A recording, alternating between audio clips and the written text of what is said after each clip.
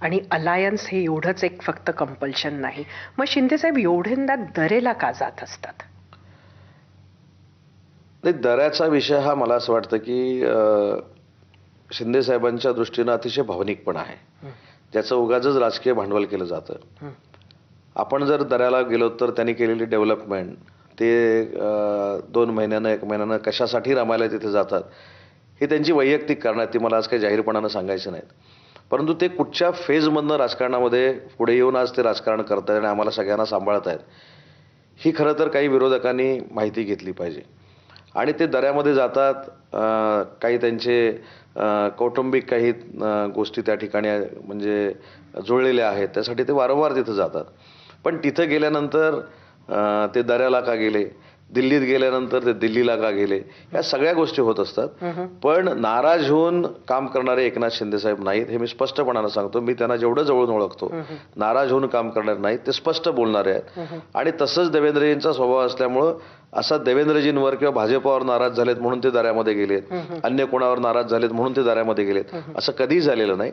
दऱ्यामध्ये जाण्याला काही इतिहास आहे, त्यांच्या कौटुंबिक काही गोष्टी आहेत आणि म्हणून दऱ्यामध्ये गेले आणि दिल्लीमध्ये 2च ठिकाणी गेले की बातमी होते. दिल्लीला गेले की का गेले, म्हणजे दिल्लीला गेल्यानंतर कधी कधी ते मोदी साहेबांना पण भेटत नाहीत, अमित शहा साहेबांना देखील भेटत नाहीत, आपल्या खासदारांना भेटतात तरी टीका होते. दिल्लीमध्ये गेले, 1 दिवस थांबले, काही घरातलं फंक्शन असेल डॉक्टर श्रीकांत शिंदेकडे, तरी त्यांच्यावर टीका होते. त्याच्यामुळे काही लोकांनी मला असं वाटतं की त्यांना बदनाम करण्याची पत्रकार परिषद घ्यायची हीच सुपारी घेतलेली आहे आणि तेच बोलतात, बाकी कोणी बोलत नाही. युबीटीचे जे नेते आहेत तेवढेच बोलतात, बाकी कोणीच बोलत नाहीत आणि ते बोलत बोलतच त्यांची अशी परिस्थिती झालेली आहे.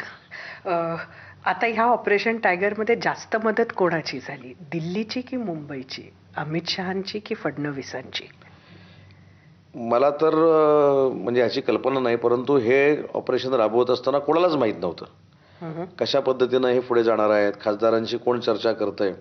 पण मला जे ऐकिवात आहे किंवा मला जे जाणवतं, डॉक्टर श्रीकांत शिंदे हे खासदार म्हणून अतिशय चांगलं लोकसभेमध्ये काम करतात.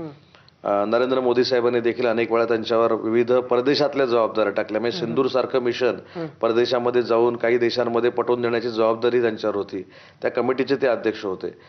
त्यांनी एकनाथ शिंदे साहेबांचे चिरंजीव म्हणून पहिली निवडणूक लढवली असेल, पण त्यांनी स्वतःचं अस्तित्व आज दिल्लीमध्ये निर्माण केलंय.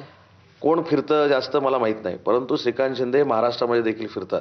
त्याच्यामुळे या सगळ्या खासदारांबरोबर त्यांचा एक वेगळा रॅपो आहे, मैत्रीचे संबंध आहेत, त्याचा देखील उपयोग झाला असेल. आणि म्हणून मी सांगितलं की शिंदे साहेबांचं नेतृत्व हे सर्वमान्य आहे, आकर्षित करणारं आहे. पण या सगळ्या घडामोडीमध्ये श्रीकांत शिंदेचा देखील रोल हा मैत्रीचा फार मोठा होता, हे ऐकिवात आहे. नक्कीच. पण हे जे टायमिंग होत आहे ना वेगवेगळ्या पक्षाचे खासदार येण्याचं, हे टायमिंग कुठेतरी जे काही पॉइंट करतंय